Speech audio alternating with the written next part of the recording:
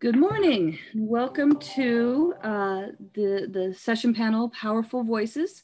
This morning we have two brilliant U of O stars here with us this morning to give their presentations with us. We have Emily Duru and Mary Green. And Emily will be presenting first. Welcome to everyone.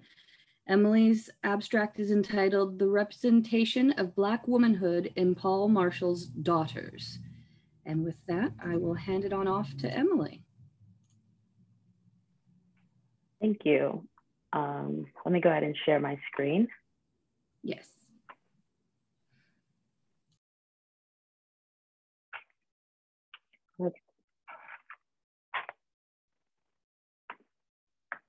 Everyone can see that all right?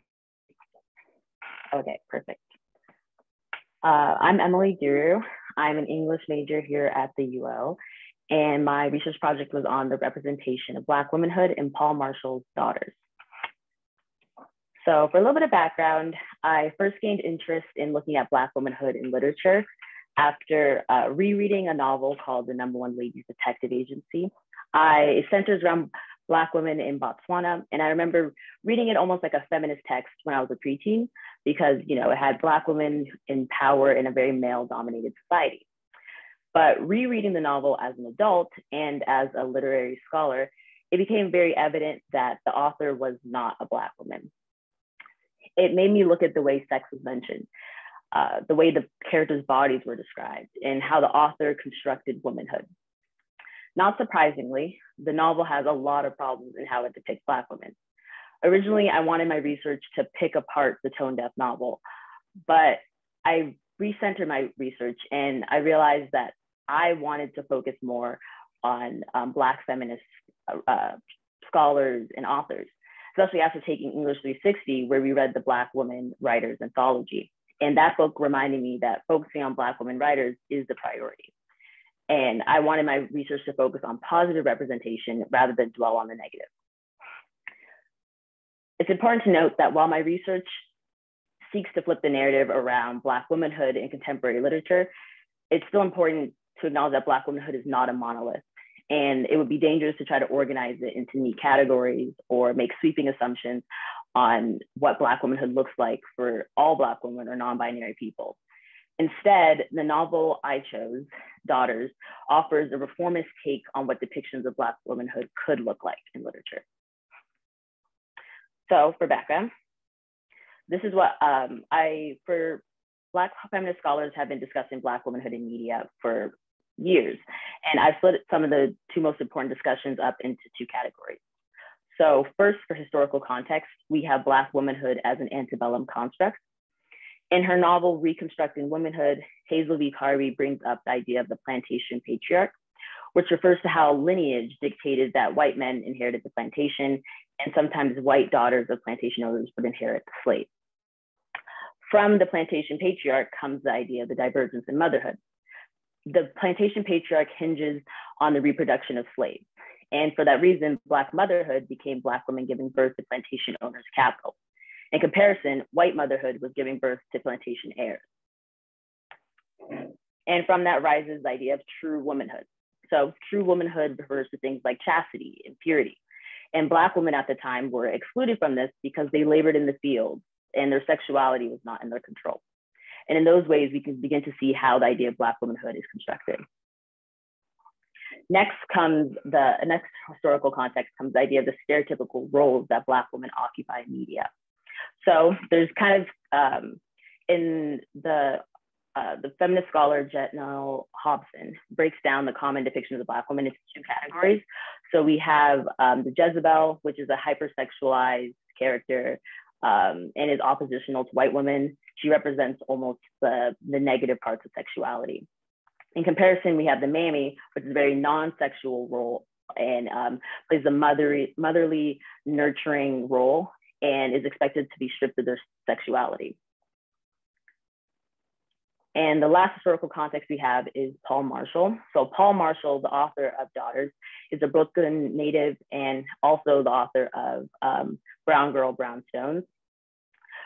She was first published in the late 50s, early 60s, and her work primarily centers around the Caribbean American households in New York and the complexities of emerging adulthood. And she's a critically acclaimed author during a shift into what we know as contemporary literature. And her authorship comes during the civil rights movement. So this is important because Black female authorship was rising, and many of those authors used their novels as a way of speaking on race and gender dynamics, such as in Daughters. So with my research, here are some of the questions that came from it. So for example, what is problematized when Black women do not adhere to prescribed gender and racial stereotypes? And also, how does Paule Marshall offer a different perspective on Black womanhood?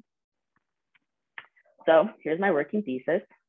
My working thesis is that Paule Marshall's Daughters acts in opposition to the Africanist presence, a term I'll define later. I've shown how Black women can be empowered through their sovereignty over their maternal statuses, motherhood, and sexuality.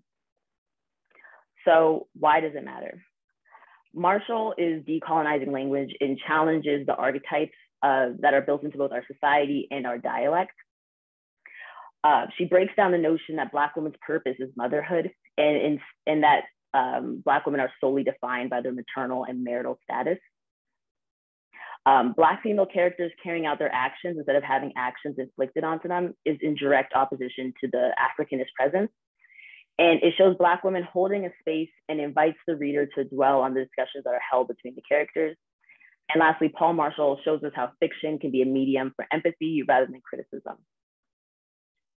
So my methodology, my research is primarily a literature review. Using Black feminist theory as a framework for my research allows for an intersectional reading of my primary text. And while the representation of Black women in literature is well studied and a focal point in a lot of Black feminist authors, I did not find any conversation surrounding Paule Marshall's Daughters and its progressive take on Black womanhood. And I hope to put Black feminist theoretical text in conversation with Daughters in order to illuminate the positive aspects of the novel. So some terminology that's pretty important to know. First, we have the Africanist presence. This term was first coined by Toni Morrison in her novel, Playing in the Dark. It refers to the invisibility and hypervisibility of Blackness in media and how it's used as a means of reaffirming whiteness and masculinity. So in other words, the Africanist presence is when Black characters serve only as props for maintaining racial hierarchies.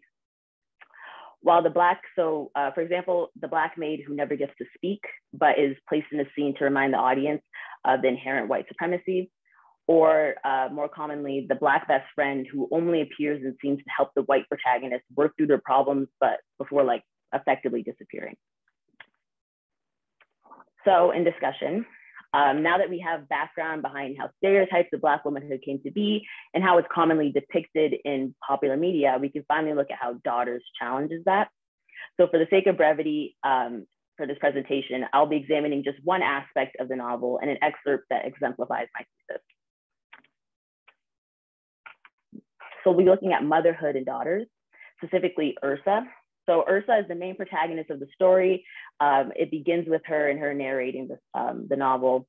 At the beginning of the book, she's in a long-term relationship with her significant other, but is unsure of her future with him. The book opens with her having an abortion. In fact, it's literally the opening lines of the book.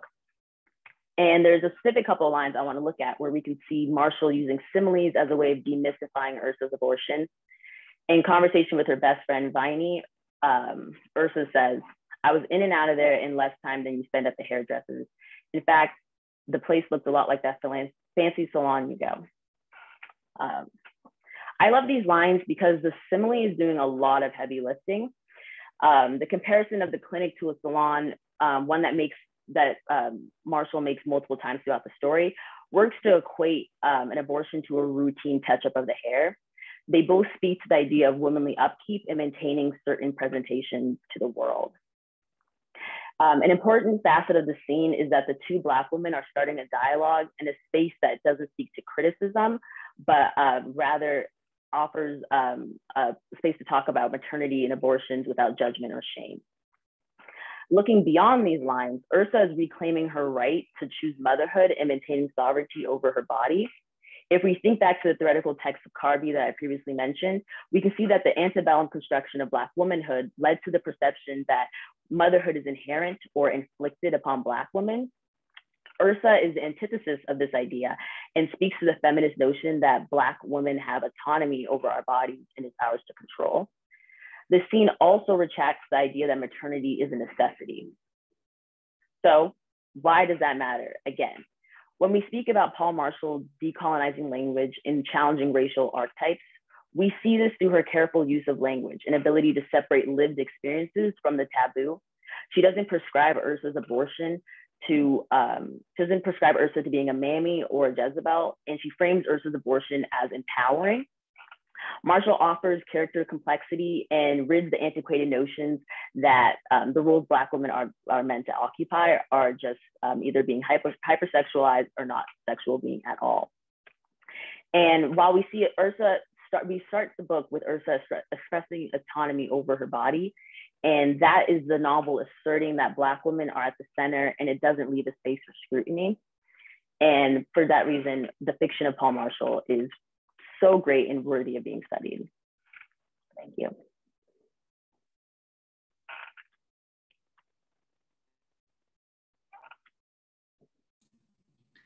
Okay, we can open up the floor to questions. If we're audience is watching, you can pop a question into the Q&A and we can see it there to answer there. But I'll start off with, I have a question for you, Emily. Is you've done all this wonderful research and it's obviously a study of passion. But looking forward, how do you feel like your research will change, challenge, or empower your own actions or the actions of others to make change in the representation of Black women in literature? Speaking for myself, I'm a creative writing minor, so I do a lot of prose. And I can just say, just from reading Paule Marshall's work, my prose has also changed in it. I already typically wrote about my lived experiences and the way I saw my experience of Black womanhood or coming of age, more importantly. But my research has also made me challenge maybe it's weirdly internal, some of the ideas of like, oh, I can't write that.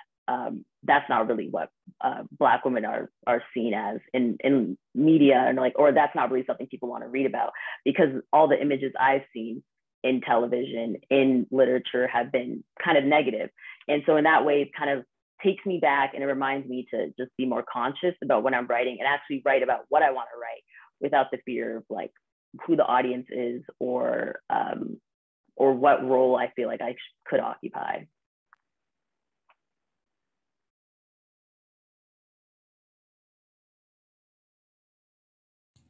And we will have more time for questions for both presenters at the end, but does anyone have any other comments or questions they want to say quickly before we move on to Mary?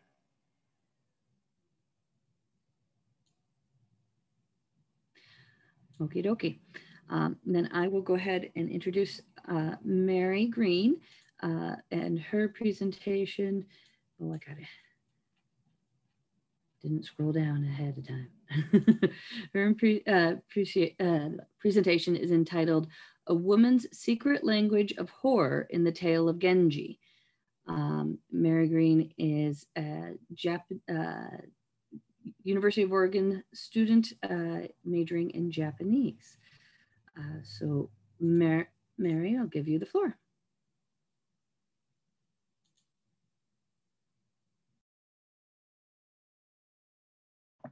Sorry, I had to unmute myself.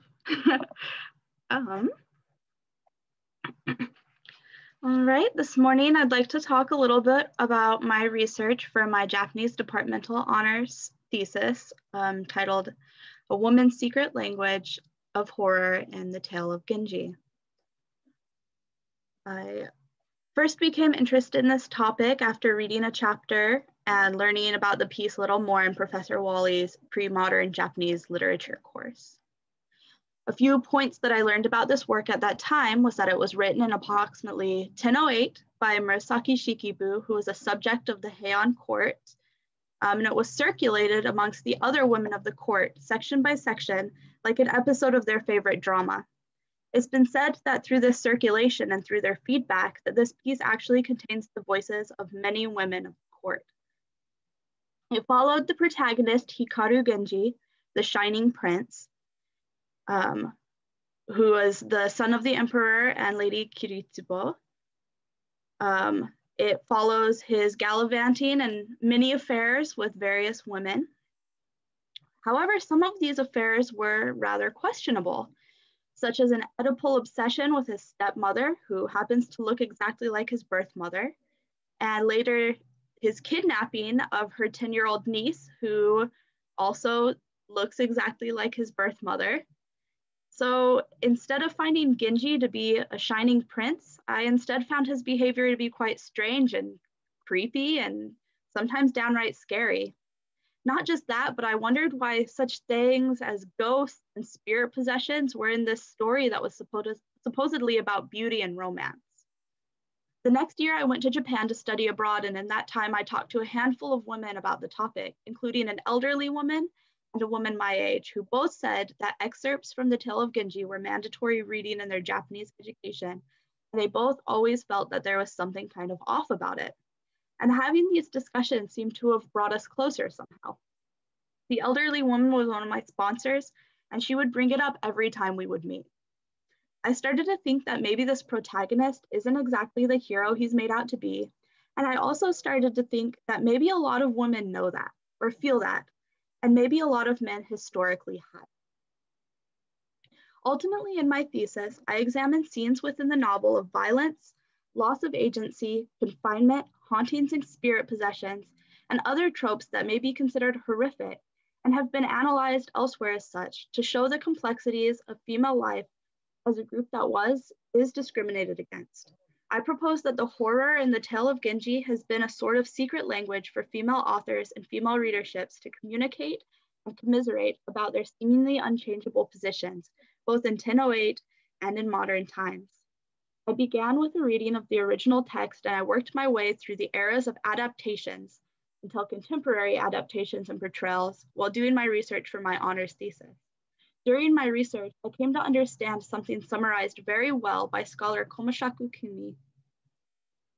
The Tale of Genji is not about Genji, but about the women who surround him. The author, Murasaki Shikibu, was at least strongly interested in depicting the lives of various types of women, no matter how happy they might have appeared on the surface.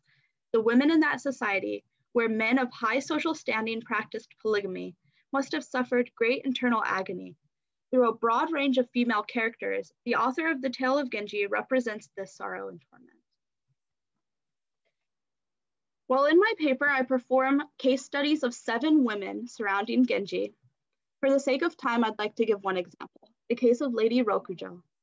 Lady Rokujo is one of the most well-known characters of the Tale of Genji because she is particularly active, and her activities really stand out. Furthermore, they're most closely related to what we think of as being explicitly horror. In the 9th chapter, sometimes titled Oi, Heartbind, or in the case of my translation, the translation that I used, Heart to Heart, Lady Rokujo's spirit seems to attack Genji's wife, Lady Aoi. Lady Rokujo, especially in this scene, has been portrayed in a number of ways over the years. So I was interested to see how this portrayal has shifted and in what ways it's been shaped. To do so, I traced her representation over the past 1,000 years. Something I discovered was that at times in history, when Genji was being told through mediums mostly utilized by men for an audience of men or an assumed male spectator, Lady Rokujo's image matched more closely the frightening, dangerously jealous woman of men's imagination. However, when the work is in the hands of women, it tends to be much more sympathetic toward Lady Rokujo, turning the horror around from being perpetrated by her to her being the one who is terrified. I found that there was a thread of female voices that began quietly in the original work, then ran dormant for many years until it was picked back up by more modern artists. Doris G. Bargan theorized about Rokujo and Oi in the original text that through spirit possession, they worked together against their male oppressor, stating, even if it appears to be hostile to the victim, the possessing spirit functions to express female grievances. In other words, the two female rivals' overt physical and psychological violence toward each other is covertly directed at their male oppressor. Both women score. But in times even shortly following the circulation of the original text, there seems to have been a departure. The temporal movement to picture scrolls, while probably painted by women, should not be conflated with women art in the modern sense of the word, warned scholars Doris Croissant and Ikeda Shinobu. This is because it borrows heavily from existing painting techniques normally monopolized by male amateurs and professional painters. Croissant also examines the ways that the Genji, or the Genji-based scrolls, seem to have sparked more male erotic interest than female over time, ending up with the definitely sexist portrayal of the heroine in ukiyo-e paintings and prints. But before the ukiyo-e paintings and prints was the portrayal of Rokujo in No theater. Specifically, her portrayal in No was reflective of medieval male interpretations of her character as violent, jealous, evil spirit. No even added a scene of exorcism, not present in the original text, to drive this point home. Later, it seems that this interpretation stuck in the minds of many and left an important mark on adaptations to come. Next in line, we see a woodblock print of Lady Rokujo inspired by the No done by famous ukiyo-e artist Hokusai in his collection of sketches referred to Hokusai manga. Then, at last, in more recent times, we see the work of Yamato Waki for her shoujo manga adaptation, or girls manga adaptation. In her work, we see once again the beautiful and sympathetic Lady Rokujo, who wishes not to hurt Lady Oi, but is overcome and tormented by her feelings and by the situation she's ultimately put into by Genji.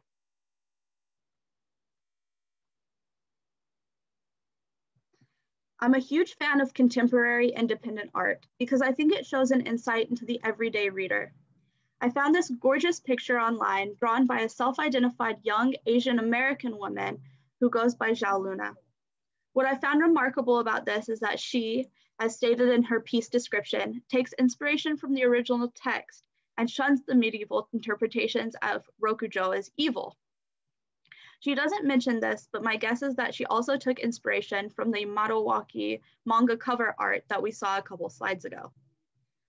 I'd like to take just a moment to interpret her work even further, or add my own take, and say that the tears Lady Rokujo cries into the eyes of Lady Aoi could also represent the metaphorical tears cried from the eyes of one woman to the next, and each female-oriented interpretation and adaptation of this scene, like a thread that connects them, lying secretly in a scene of horror and ghosts. While these tears and threads were dormant for many years in No theater and ukiyo-e, they've erupted in more recent years. In a scene that has been deemed as simply horror, one with an evil ghost and a tragic victim, was a whisper in a secret language. I think that my research touches on a few important questions and topics. First, I hope that it adds to discussions of gender, especially those considering long spans of time, and helps us confront the many complexities of representation. With this, we can further discuss regional complexities of gender and concepts of gender as they've migrated in East Asia through Confucianism and other means. This can also be used to discuss concepts of gender as it relates to regional or national identities. Through this work, we can also discuss adaptation. We can try to explore the ways that women have spoken through the voices of other women and how that can be especially empowering. It also acknowledges the importance of talking about the ways that people other than the very most privileged have communicated through art and literature with one another, which helps us to better see through their eyes and avoid discriminatory acts. We can discover how people make emotional connections through art and how this moves from East Asia to a global audience. We can begin to unravel how this shows our collective humanity. My advice to those looking to write a thesis or pursue research, especially in humanities, is to leave room for varying opinions and listen to the quietest voices, because those can turn out to be the ones saying the most captivating things in secret. Thank you.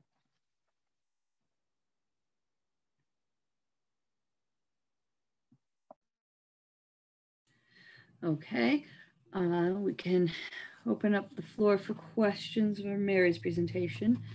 And then I likewise have a question for you. I was rather struck by the literary and the visual imaging of the chain of tears of feminine despair, and translating throughout throughout the characters, but you know, throughout all of you know, female history, really, and wondered if you could speak to how that concept could possibly be fleshed out for a reinterpretation of Genji's tale in a more modern light. Yeah, that's a really good question. There have actually been a few projects that do exactly this. One of those projects was by a Buddhist nun, female Buddhist nun in Japan. She did a modern adaptation that really showed Genji as the villain, as the perpetrator of these transgressive kind of almost stalking events. And he, even in the original text, explicitly kidnaps a child to become his child bride. And she really fleshed this out as the horrific scene that was kind of more muted in the original text. I theorize that this was muted because at the time of publication of the original text, you couldn't really say something so powerful about the situation of women, or the situation of women as forced into marriages that they really didn't necessarily want to be in or find to be loving. That's a kind of major theme throughout the novel, is the neglect of Genji's wife, who in the first place wasn't interested in marrying him. But I think that there are a few modern adaptations, mostly untranslated, still in Japanese, that take on this idea and write it out as if, you know, it's happening in modern times, or write it out in a way that they can do now, because at least in the realm of literature, there has been more room to speak out about these situations, which I think is really great and really shows kind of the power of persistence. And it shows the power of saying, like, we will speak and we will use this medium. It just had to build up over time, I think.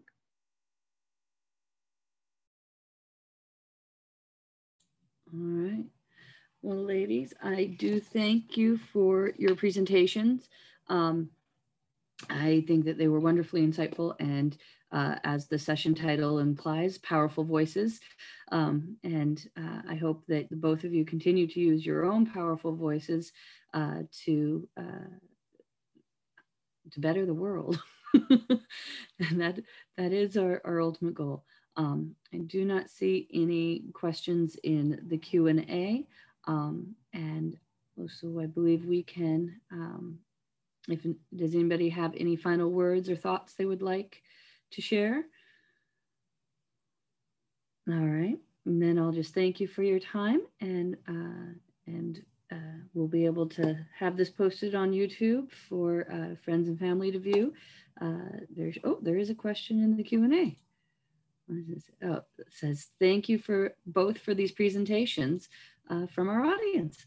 So thank you so much, and have a wonderful day.